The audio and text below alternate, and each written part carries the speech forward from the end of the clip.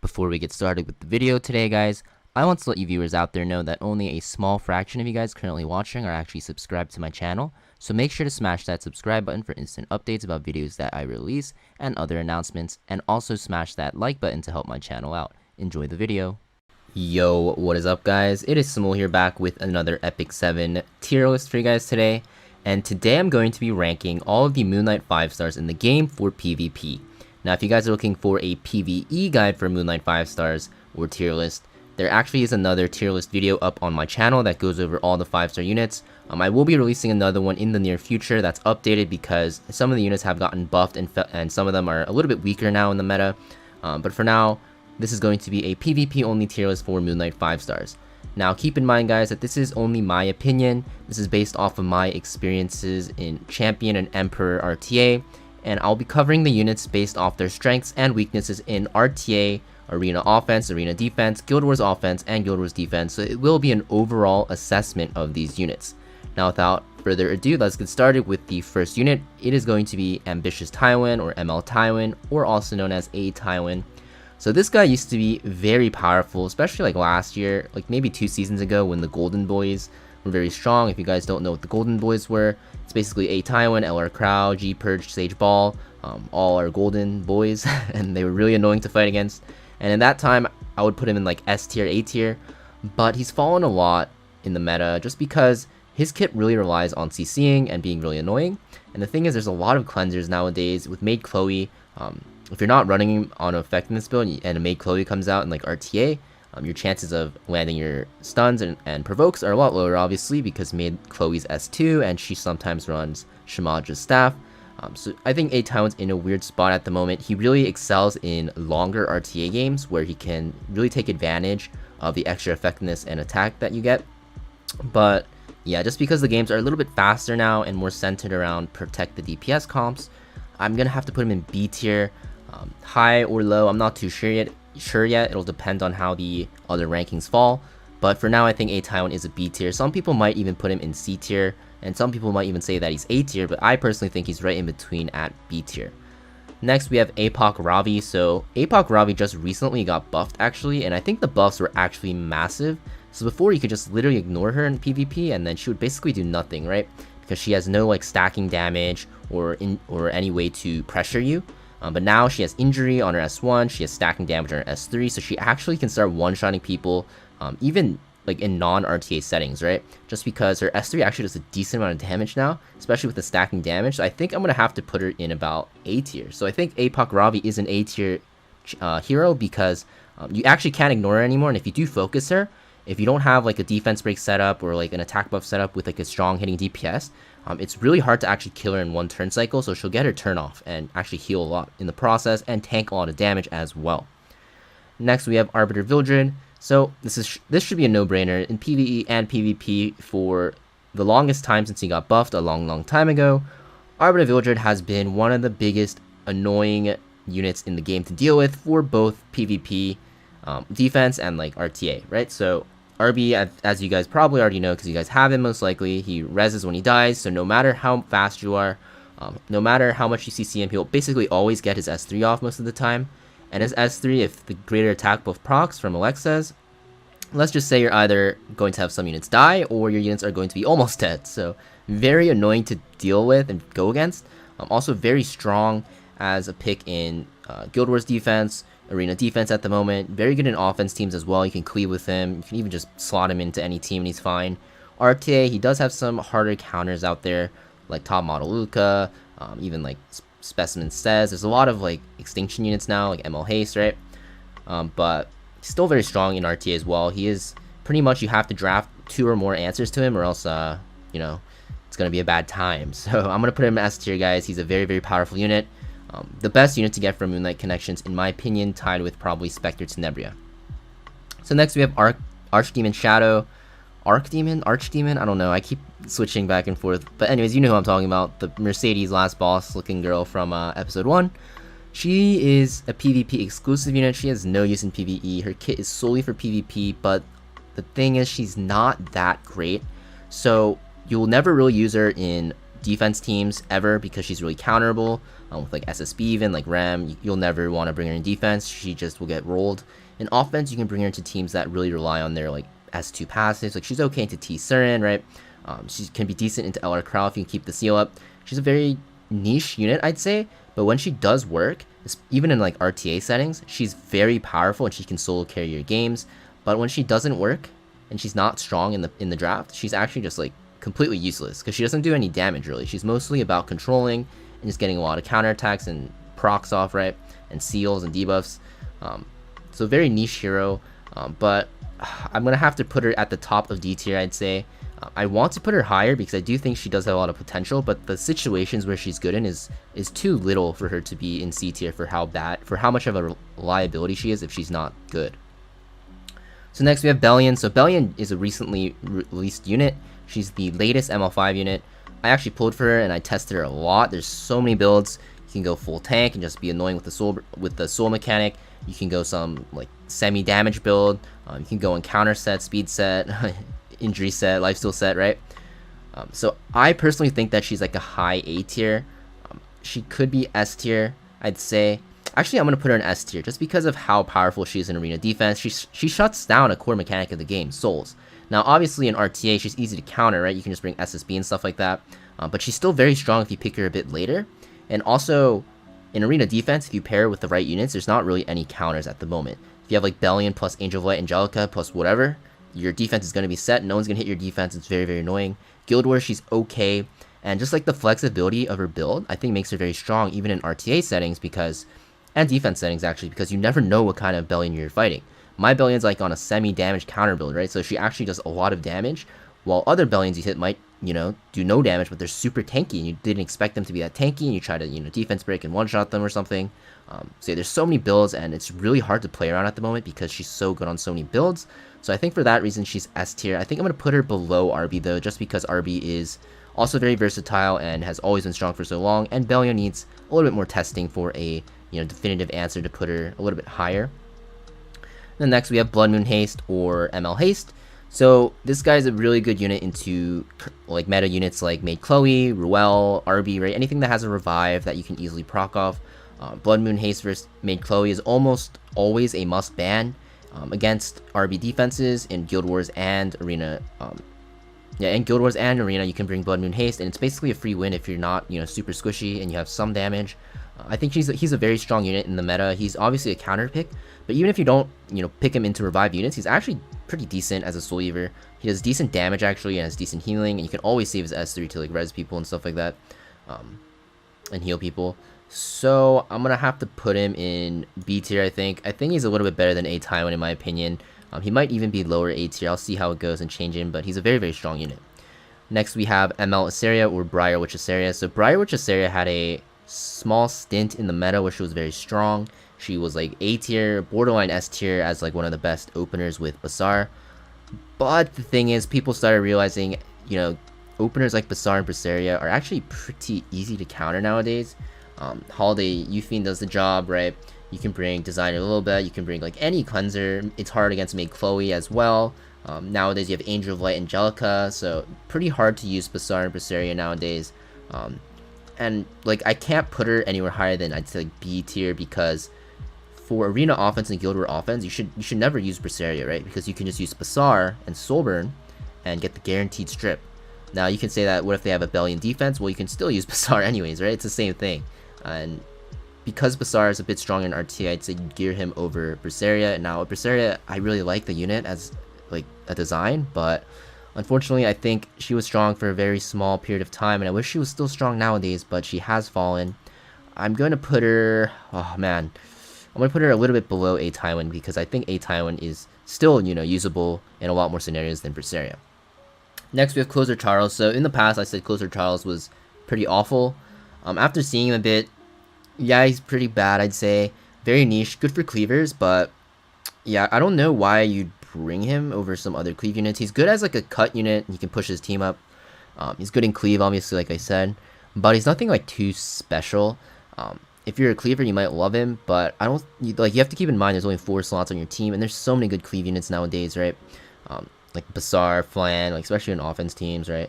Then you need your cleaver, and you can run like Xenom, right? AWATs, there's so many options. It's just hard to justify bringing him in place of one, unless you like, the only reason you like bring him, right, is if you just really want to use him. That's the reason why you use him. I'm gonna give him like a C tier. I don't think he's D tier because he is good in cleave, but there's just like units that are better than him in my opinion, and honestly, I'm not too much of a fan of his kit. It's a little bit weird in my opinion. Next, we have DJ Basar. So DJ Basar was also good in the time where Berseria and Basar were really meta because you needed a counter push. Nowadays, I think he's still pretty decent. He just isn't played as much. People don't really pull on his banner, so I don't think a lot of people have him. But I think he's pretty decent as a Soul Eater now because he has decent healing nowadays. And also his CR push and immunity buff is actually very, very powerful. So I'm going to put him in B tier, a little bit better than Berseria. I'd say on the same level as a Tywin. Next, we have Lidica. So Lidica used to be the best, not best ML5, but definitely top 3. It was like her and FCC, right? It was either in RTA, you either ban FCC and cleave with Lidica, or you, if both are open, you just pick FCC so they can't cleave with Lidica. She was the premier opener for cleave, but nowadays there's just so many more openers that got released. People just do the job better than Lidica nowadays. I really think Lidica needs a buff. It's really sad because she was my first ML5 that I pulled for in Mystic Banners, and as soon as I got her, she kind of fell out of the meta because cleave is getting hit a lot recently. If you guys haven't noticed, Angel of Light Angelica, Belian, right? It's hard to use her. So I'd have to say Lidica is low C tier or high D tier, but just because I love Lidica, I'm going to put her in low C tier just for the sake of my mental. Next, we have Fallen Cecilia. So Fallen Cecilia is a no-brainer. Easy S tier. It's more of a debate where you put her in the S tier. I'm going to put her above RB. Now, this is very debatable. You could even say that she's like 3rd on the list right now in the S tier category, but Fallen Cecilia has always been good forever since her buffs, and she is like always a safe pick. There's never a pick, like whenever you pick Fallen Cecilia in RTA, you can never be like, that was a bad pick. It's always good, okay? It's always good or very good. Also, you see her a lot on defense teams, although not as much anymore because of OpSig getting buffed, and there being a little bit more counters nowadays, but she's still very, very good on defense. OpSig does counter her, like I said, but you can still make do. And in RTA, she's still very, very powerful. One of the most first pick units still nowadays. She's been like this for like 4, 5, 6 seasons. So tried and true Fallen Cecilia. If you have her, you don't have her built, and you're trying to get into PvP, she's probably one of the safest knights to build alongside like Crow. Next, we have Designer Lilibet. So Designer Lilibet is also a cleanser, but she, it's weird how to use her because you need like some certain like requirements for her to get pushed up, and then you can cleanse. You have to speed tune her so she's not too fast and not too slow as well, but that also depends on the enemy speed, which you never know prior to the games. So it's hard to place her super high. I'm gonna put her in C tier. I actually think she's a little bit worse than Faithless Lidica, not Fallen Lidica, because there's just so much tuning you have to do with Designer Lilibet, and there's just way better cleansers out there. I keep saying Fallen. Faithless Lidica you can just make as fast as possible. You don't have to worry about those logistics. But yeah, Designer Lilibet, there's a lot of worrying you have to do whether she'll actually cut or not. There's a lot of times I fought her actually, and she just never cut and never got to cleanse, so I just win. She just sat there and did nothing. So yeah, I have to put her in low C tier, possibly even D tier. But yeah, I think Designer Lilibet's really cute, so I can't put her in D tier, guys. It's just not possible. So next we have Judge Kise. So yeah, everyone talks about this unit, how she used to be like A tier, right, as a cleaver. Now she's like D tier, right? Just because cleave is very weak, and yeah, nowadays you don't really take Judge Kise into cleave as much. You can still take her into like Guild Wars and some arena defenses, but yeah, it's like really unsafe. You have to bank on the fact that you 100% one shot. But nowadays there's like Arbiter Vildred that are super tanky, and Moonlight Dreamblade hard to cleave. There's certain units that are just a lot harder to cleave in general. So I have to put her in D tier. Like her damage on her S3 is just too low. I think they need to raise her S3 damage. There's just no reason to take her over Arbiter Vildred as a cleaver nowadays because you get Arbiter Vildred for free, right? So Judge Kise, she is in the D tier because she got Ds, and she also kind of weak. Needs some buffs. Bad joke, but yeah, she really needs some buffs. I think cleave is in a bad state. It's hard to put a lot of cleavers above like B tier anyways. Next we have LR Crow. So LR Crow used to be S tier back in the Golden Boys meta, yeah, and like slightly after his release, everyone's like, wow, he's super OP.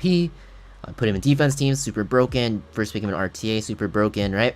but he's fallen off a bit. I'm gonna put him in A tier, slightly below APOC Ravi. I don't think he's like B tier like some people say, but he's a very strong threat, very good counter pick against AoE heavy teams. He's actually pretty decent into Belian. He gets a lot of S3s off, and his immunity is really nice to counter the debuffs. Also very good into like SSB and like RAM as well. So very good in those situations where there's a lot of AoE damage, but against single target, he's very weak. He actually gets countered by Blue Crow, who's actually a very, very popular first pick as well in RTA. And yeah, if you put him on defense, there's a chance you just get like Falcon or Cluried onto him and just one shot. He can't really support his team too much, besides like the immunity buff. And the berry is like okay against like I said, like SSB and Rem, but you're not going to get too much value on defense because people can just pick other units. Next we have Dark Corvus. So Dark Corvus is like an easy win in offense, arena, and Guild Wars. It just takes forever because you have to take a million turns that Soul Run S3 over and over. So yeah, S tier if like you love like 10-15 minute battles in arena and Guild Wars. Otherwise D tier. Yeah, I mean I'd put him higher because he's actually decent, but like he just takes so long to kill the defenses. And in RTA it's the same thing, and he has a lot of counters in RTA. You can only draft him into like very low damage comps, but there's no low damage comps anymore in RTA. That was the meta of the past where people would stack tanks, where he was actually good. But yeah, he's very niche in RTA. I don't think I've ever seen him actually in a while. But yeah, in offense teams he's very powerful. You never take him on defense, but I can't put him above D tier because guys, he really takes forever to win on offense. Although it is like a guaranteed win, it just takes too long, and you're gonna waste up too much time with Dark Corvus, waste too much time of your life. So don't rely on him too much. I would only bring him in like very certain scenarios where you just can't think of a team to win with. But yeah, D tier. I'm gonna put him at the bottom because yeah, I don't know, it just takes way too long. It's just not fun. Next we have LQC. LQC had a stint where she was very good because FCC was a very, very popular first pick. She's still very good. I'm gonna put her at the bottom of A tier. She's very good against dark units.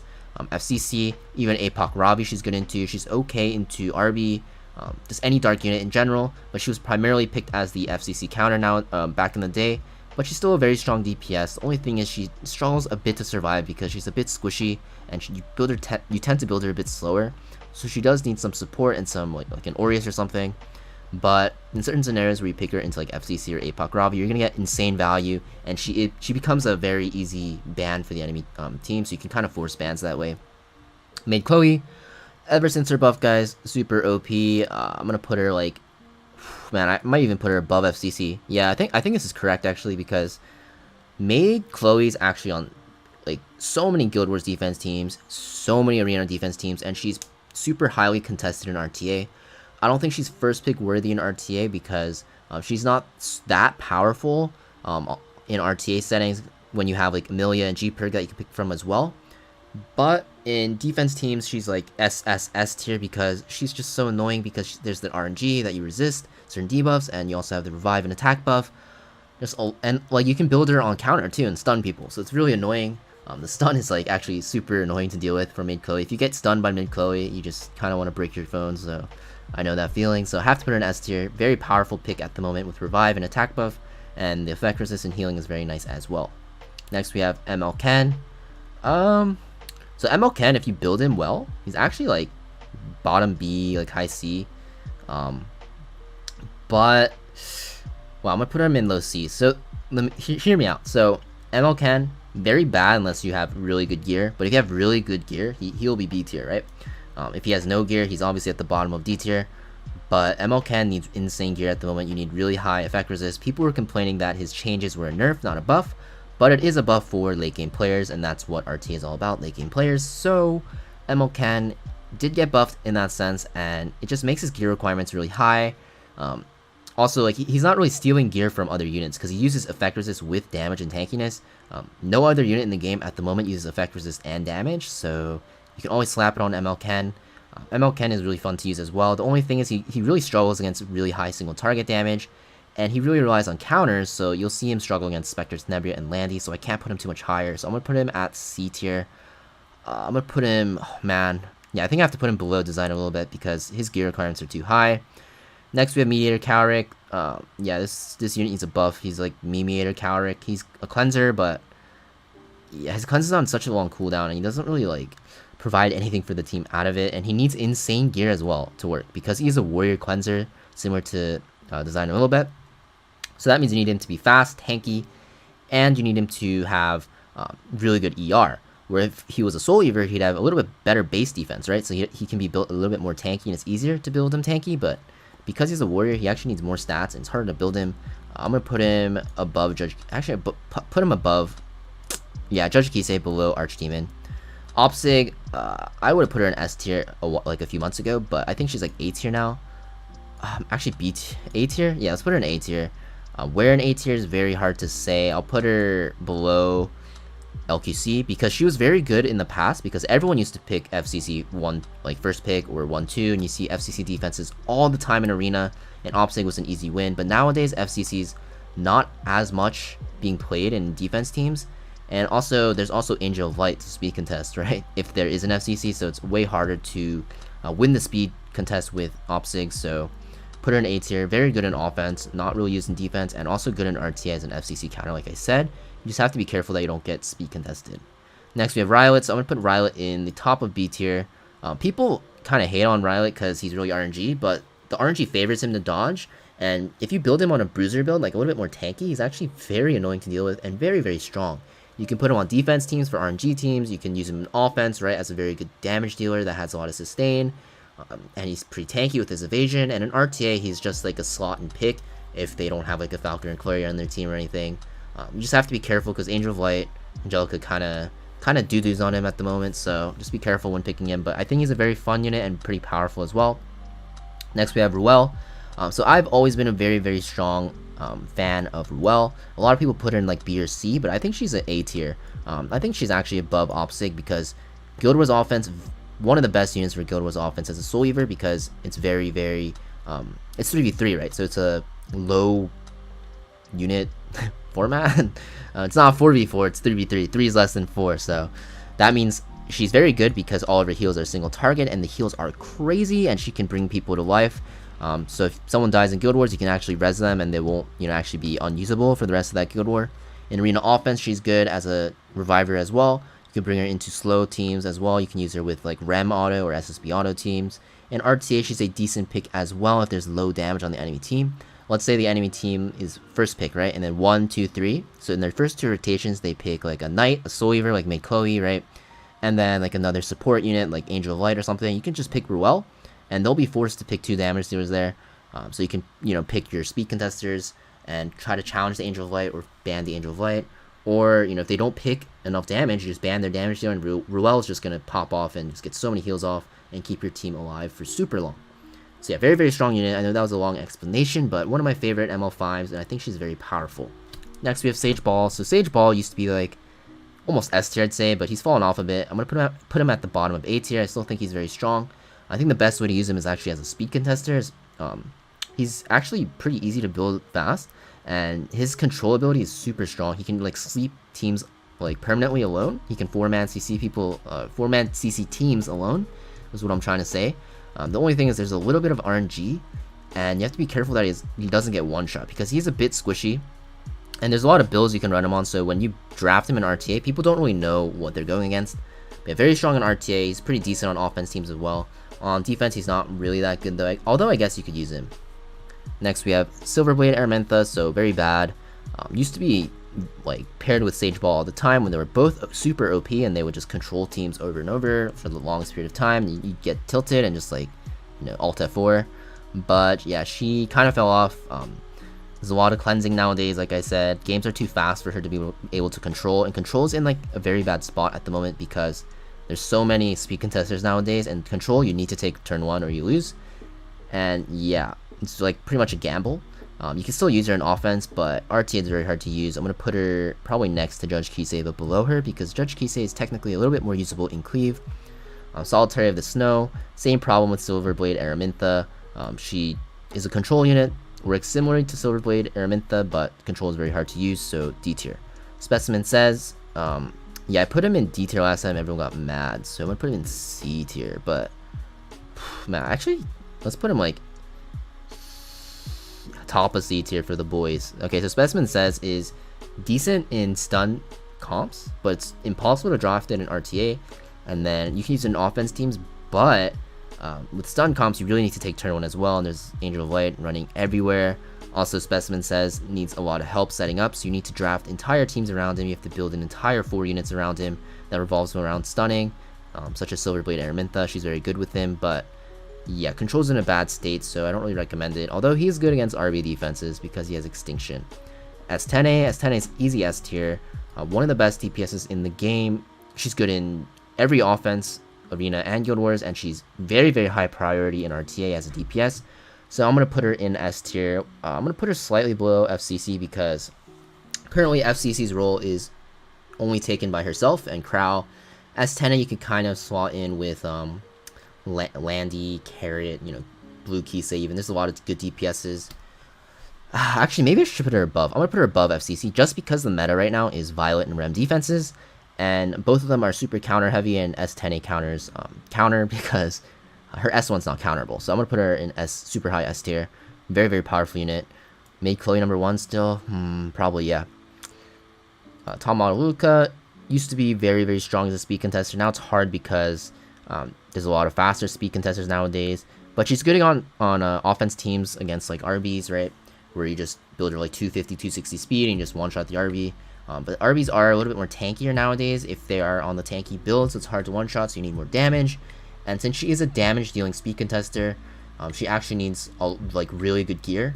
But when she is good, she will basically win you the game off the start because she just deletes someone. RTA, she used to come out a lot because RB used to be very popular in RTA, but now RB's fallen off, so that means top model Luluca has fallen off as well. I'm gonna put her in the bottom of A tier, just because I do think she is still really usable a lot in arena offense and Guild Wars offense, but not so much in RTA anymore. That's pretty much it for my ML 5-star PvP tier list, guys. Now this is a very, very rough tier list. I'm gonna update this regularly and make more videos in the future, so keep your eyes peeled for that. And if you guys disagree with me or have other opinions, let me know down in the comment box below. I will gladly take any opinions. I don't know everything about the game. This is just from my experience, and I'm really eager to see what you guys think about this tier list.